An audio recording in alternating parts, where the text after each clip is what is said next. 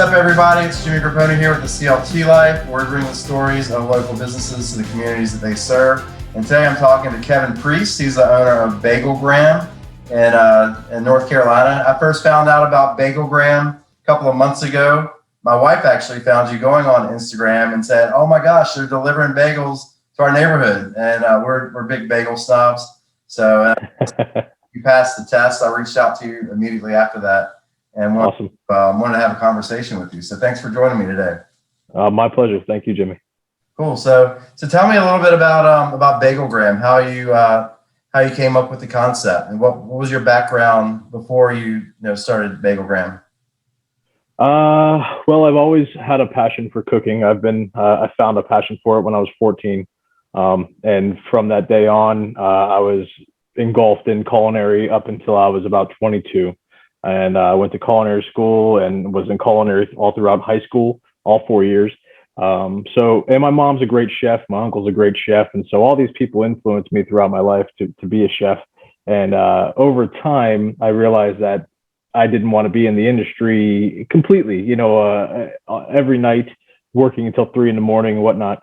So eventually gave it up, and we did a lot of catering and whatnot. And so it's kind of a loaded question. It's a long story, but I started BagelGram NC because of the pandemic and wanting to make people smile at a time when everybody was upset and people were losing their jobs, and a lot of my friends that had great careers lost a lot their jobs, and I said, you know what, I can't sit here and mope.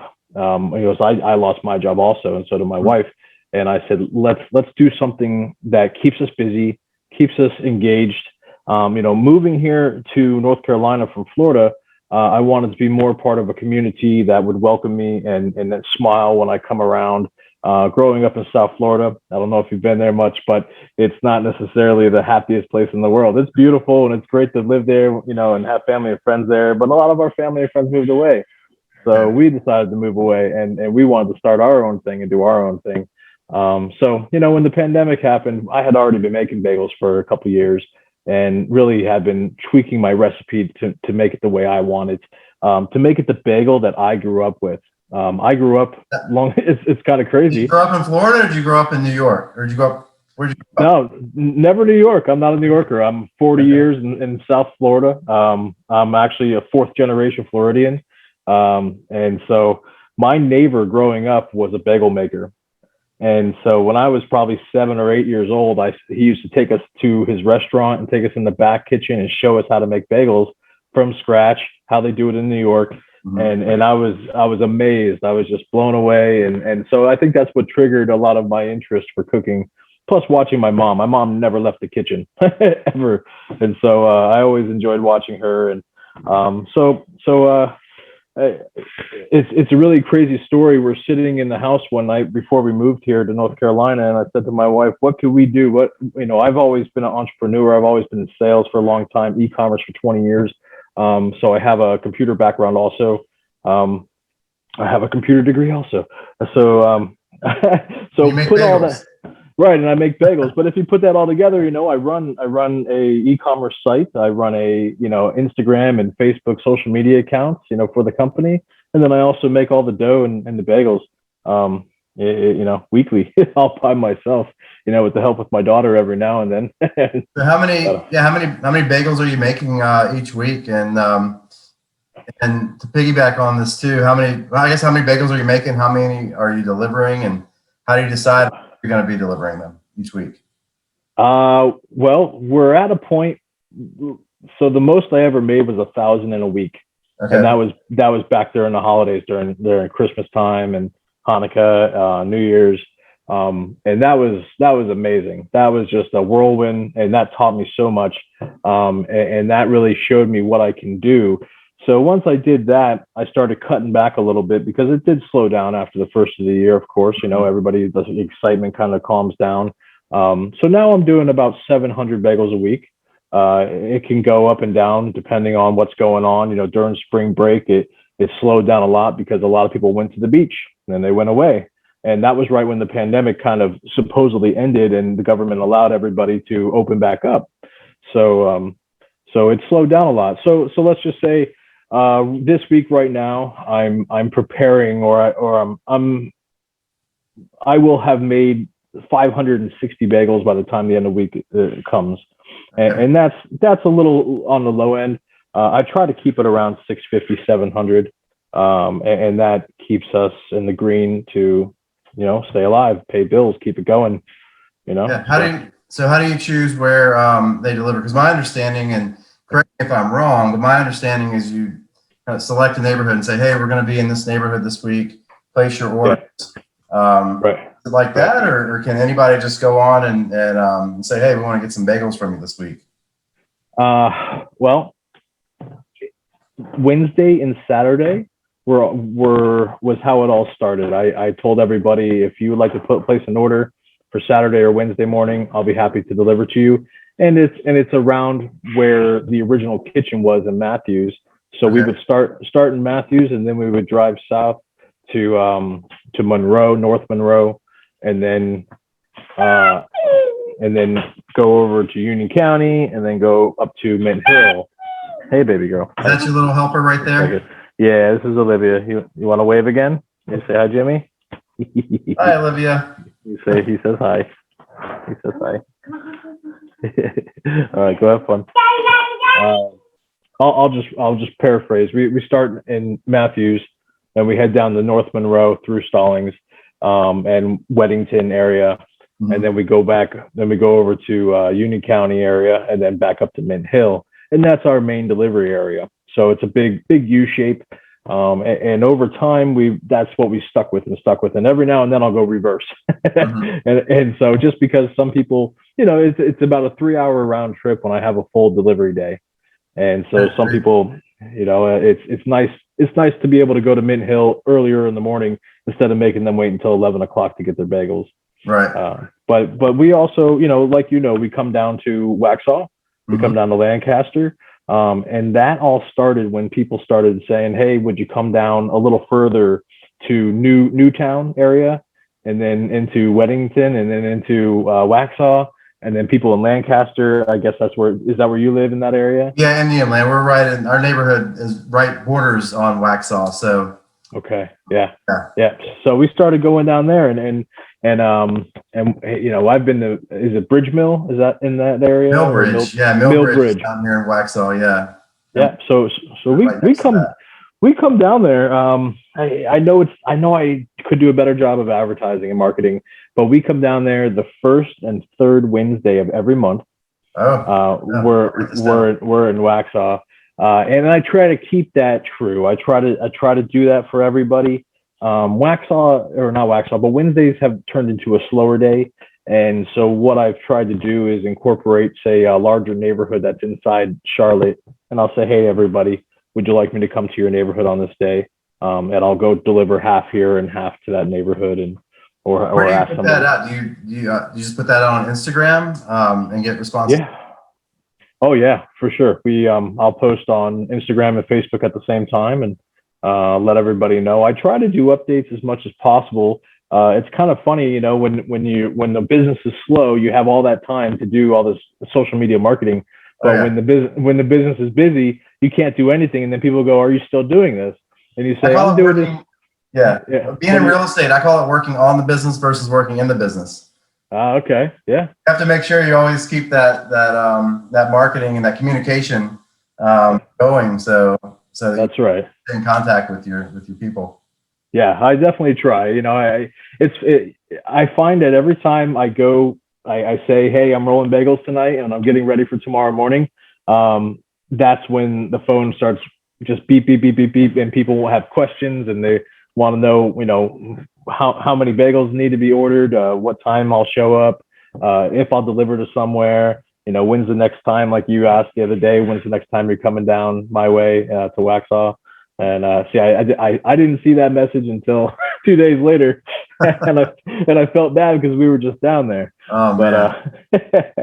So what kind? We're big everything bagel people. I also love Asiago bagels. Some people like the sweet kinds. Like That's what right. different types of bagels do you make? What are your specialties? So we have the classics, plain everything, garlic, onion, salt, poppy seed, and then we got in our first sweet bagel was a chocolate chip bagel, Okay. and I found out that a lot of people in this area really enjoy the chocolate chip bagels, so I focused really heavy on making sure that was perfect, and I do love it. I think it's one of my favorite bagels, and everybody else's too. It's just you can't find them around here, so it's something that people really buy up a lot. And then the next one was a pizza bagel, and the pizza bagel came about from a little store called JT's Bagel Hut in New Jersey, where my Okay. wife grew up, and it's been around 20 years. And I mean, these guys they make incredible bagels. And so every time we go there, we try all their specialty bagels, and their pizza bagel, which is a sun-dried tomato olive oil bagel with Italian seasonings, and then it's rolled into a bagel shape, boiled and baked, and then I put mozzarella cheese on top and then bake it again. And over time, it's evolved into what I call a bagel knot. It's a bagel that is twisted into a Kaiser roll knot, and I do it all by hand, and I let it proof, and it gets big and beautiful. And I find that the layers that it creates holds the cheese better, and just creates a better bagel. So from there, we also do jalapeno cheddar bagels, and then over time, I started saying I want to do bagels that like a specialty bagel every month. Okay. And so we started the first time I did it. I said, hey, let's do it's an egg bagel. The first time I ever did an egg bagel, and Love an egg. I love an egg everything.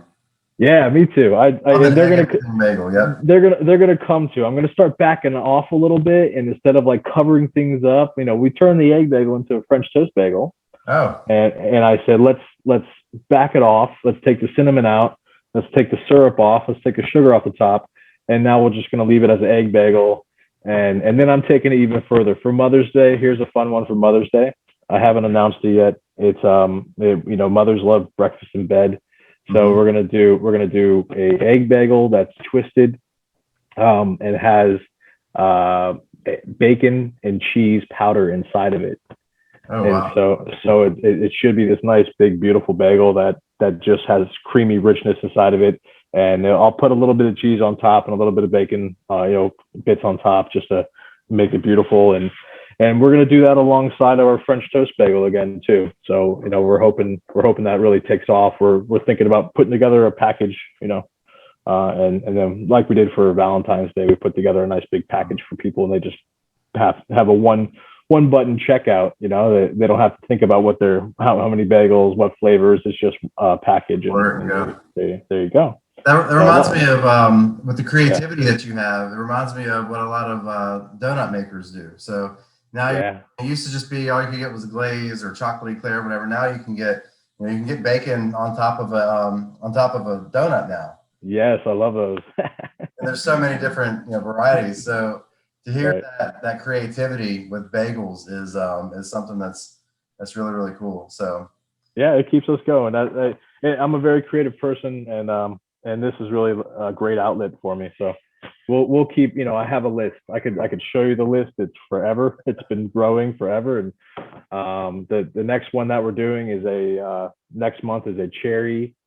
It was kind of inspired by Panera. A lot of people ask me for a cherry vanilla bagel. Okay. And so it's another sweet one.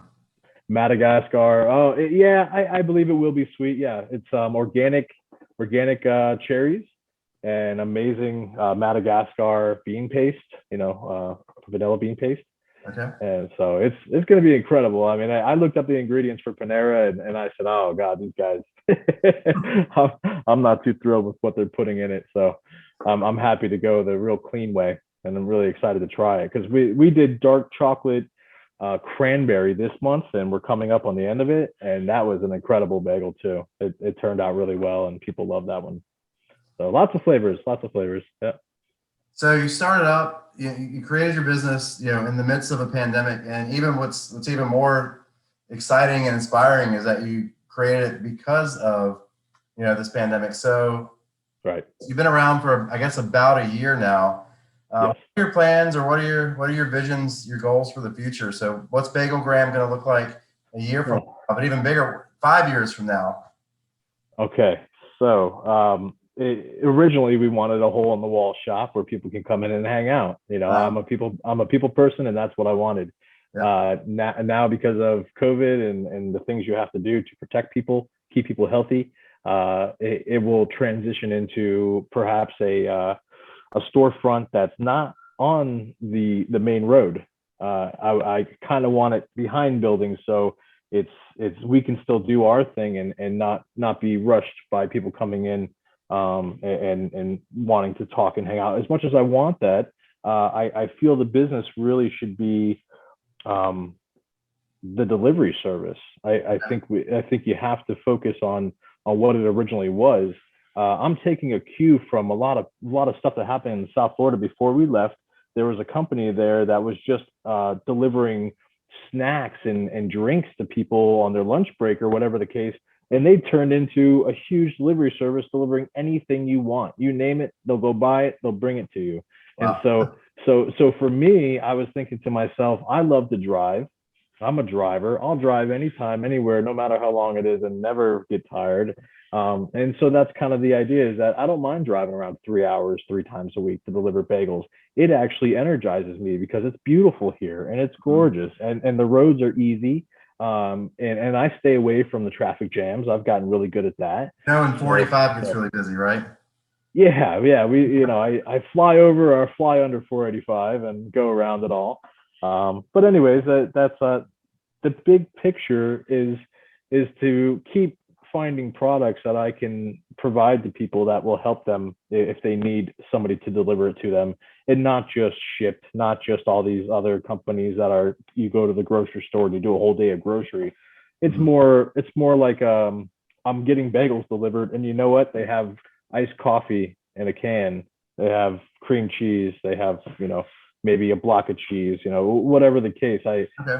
We've been kicking around the idea, but for now, I've always been a big believer in just find one thing and do that one thing perfectly. And that's the bagels. And that's what I'm really trying to do, is make those perfect. And then after that, the delivery service will just come to fruition on its own. I believe, people start asking, hey, can you grab me this? Do you have this? And that's great. I love suggestions. I love hearing what people are thinking and what they need. So yeah, I love that idea of going deep instead of just spreading. You can spread yourself too thin, trying to go too many different directions. That's right. Really have success is when you dig deep and you dig into what it is that you do best, and you got to find that niche and that that you have. So that's I commend you for that, and kind of sticking to your guns. Thank you. A question that I always ask, and I usually ask it towards the end of the interview, and that's, you're a small business owner, and why is it important to support small and local businesses? Well, more than ever, because a lot of people lost their jobs. Everybody needs help sometimes, and for morale, I think just going around and letting people know that you care and that you're there, that's huge. I give away as many bagels as possible, and I think, and they're mostly to small businesses, because I don't think enough small businesses tell other small businesses, hey, we're here with you and for you. As everybody likes to say, we're in the same boat together. It's hard to believe that when everybody's just doing their own thing and hiding out where they're hiding out and doing, working. Right. So whenever I have a chance and I've got extra dough and I don't want to throw it away, I hate throwing away dough that I couldn't sell. I'll bake it up and I'll go over, to a barbecue, restaurant, or, mom and pop place, t-shirt company. Is anybody that I go to a lot, that like a Chinese restaurant or something, like all these different places that we go to. And I just say, hey, I'm Kevin Priest. I make bagels and I want to give you some bagels. I hope you enjoy them. I'm not asking for anything of it. I just want to make their day, and so we do that as much as possible. And that's kind of how it all started too, because I would make all these bagels and say, I didn't sell them. What are we going to do? And then my wife would say, well, let's go get some lunch. And let's go down to Waxhaw, and who do you want to give bagels to today? And I'd say, oh, I want to give them the Dream Chaser. Let's go over to Dream Chaser, and we can buy a couple beers, support them, and then also give them some bagels. And it happened to be on a day when they had just hired 2 new brewers. And they were the 2 young men, their eyes lit up. They were both standing outside chatting about what beer they were going to make or what they had to do during that day. And it just made their day. And so,